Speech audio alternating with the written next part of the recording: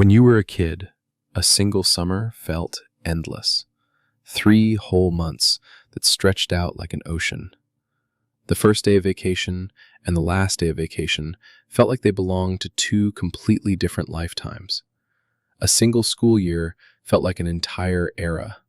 You'd started in one grade with one teacher as one version of yourself, and finish it as someone who had lived through a saga. Now, summer is over before you finished saying the word. A whole year of work blurs into a single smudge. You blink in January, and somehow it's already December again. And you catch yourself saying things like, "Where did the time go?"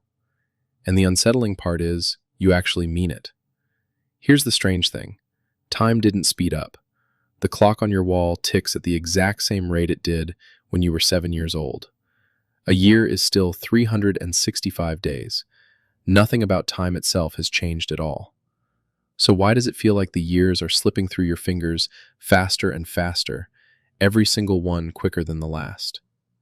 The answer comes in 3 layers, and the last one hints that there might actually be a way to slow it all back down.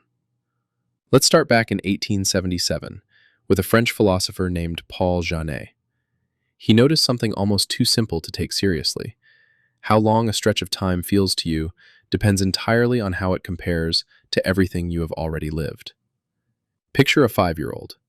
To them, 1 year is a fifth of their whole life.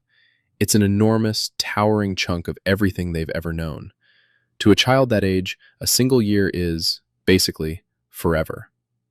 Now picture a 50-year-old. To them, that exact same year is just 1/50th of the life they've already lived.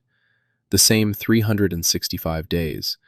But sitting next to half a century of memories, it barely registers at all. It's a crumb. And you can almost run the math on yourself. If you're 30 right now, the year you just finished was about 1/30th of your life. Back when you were 10, a year was 1/10 of yours, 3 times larger. So a year at 30 genuinely does feel like it's worth about a third of what a year felt like at 10. You're not imagining it.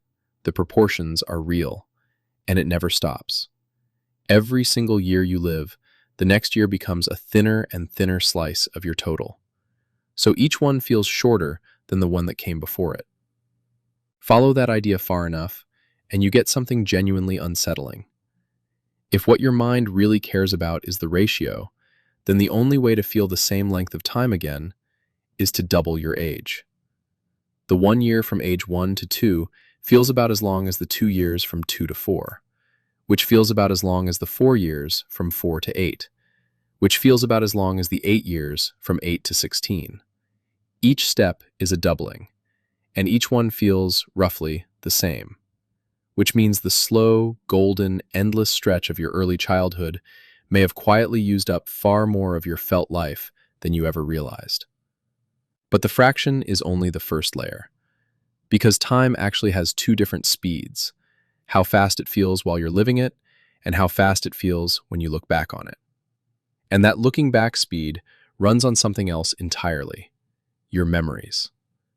Think about your childhood again. It was packed wall to wall with firsts. Your first bike, your first day of school, the first time you ever saw the ocean. Your brain treats anything new as important, so it records those moments in rich, vivid, high-resolution detail. And years later, when you look back, that whole stretch of time feels long, simply because there is so much in there to remember. Now picture an ordinary year of adult life. The same commute, the same desk, the same Tuesday on repeat. Your brain has seen all of it 1,000 times before, so it quietly stops bothering to save the details.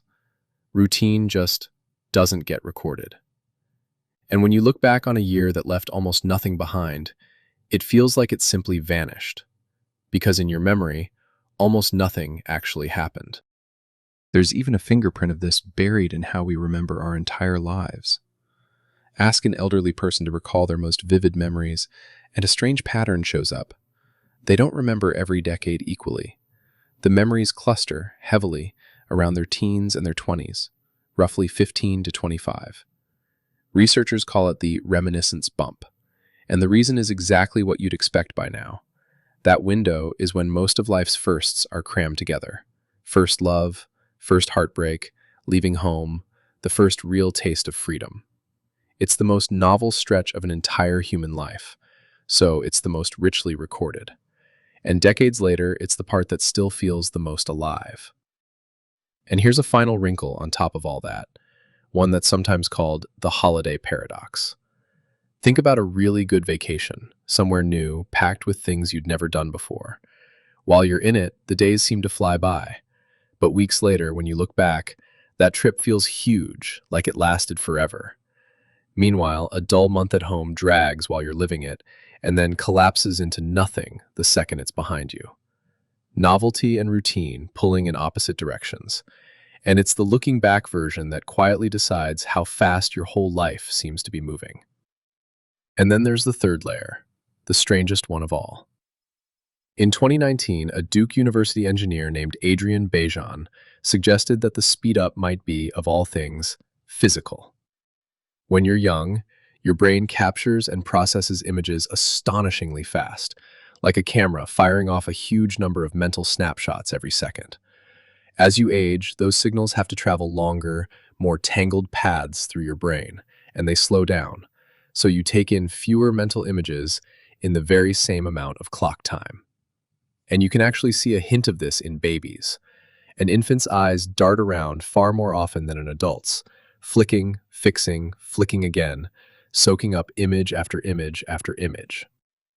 Bejan's argument is that the young mind is simply running at a higher frame rate than the old one. Here's the eerie way to picture it. Think of an old film, shot at a slower frame rate. When you play it back at normal speed, everyone in it seems to move too fast, jerky, and almost comical. Bejan's idea is that aging quietly lowers your brain's own frame rate, so the world outside starts to look like it's speeding up, while you stay exactly where you are. Now, in fairness, not everyone is convinced by this one. Other researchers push back hard, arguing the brain just doesn't slow down that neatly, and that Bejan leans a little too much on physics for something as messy and strange as the human mind. So hold this third layer loosely. Fascinating, but still up for debate. The first two, though, are on very solid ground. So stack all three together. Time feels faster because every passing year is a smaller slice of your life. Because routine quietly stops making new memories. And maybe, just maybe, because your brain is sampling the world a little more slowly than it used to. Three different forces, all leaning on the years, all pushing in the very same direction. But here's the part that actually matters. Two of those three forces you can fight. What made your childhood feel endless wasn't being a child. It was that almost everything was new. Novelty is the thing that stretches time back out, not in the moment, but in the memory, which, as we've seen, is the part that lasts. And the beautiful thing is that it doesn't take some grand gesture. Your brain isn't grading the size of the experience. It's only grading whether the experience is new. A road you've never driven counts. A meal you've never cooked counts. A real conversation with a stranger counts. The whole trick is to stop letting your days quietly become identical copies of each other, because identical copies are exactly what your memory throws away. The richer and stranger and newer you make a stretch of time, the longer it will feel when you finally look back on it. So the move is almost embarrassingly simple. Take a different route home. Learn something that makes you clumsy and frustrated all over again. Eat somewhere you've never eaten. Say yes to the thing you'd normally skip. Go somewhere that overwhelms you, just a little. Every genuinely new experience flips your brain's camera back on, and a year you actually recorded is a year that feels long when you look back on it. You can't add years to your life by sitting idle, but you can make the years you have feel fuller and longer, just by refusing to live repetitively. So the next time a whole year disappears on you, and you hear yourself ask where on earth it could possibly have gone, maybe the answer is that you just stopped giving yourself anything new to remember. The good news? You can start fixing that today. And that's how it simply goes. We'll see you in the next one.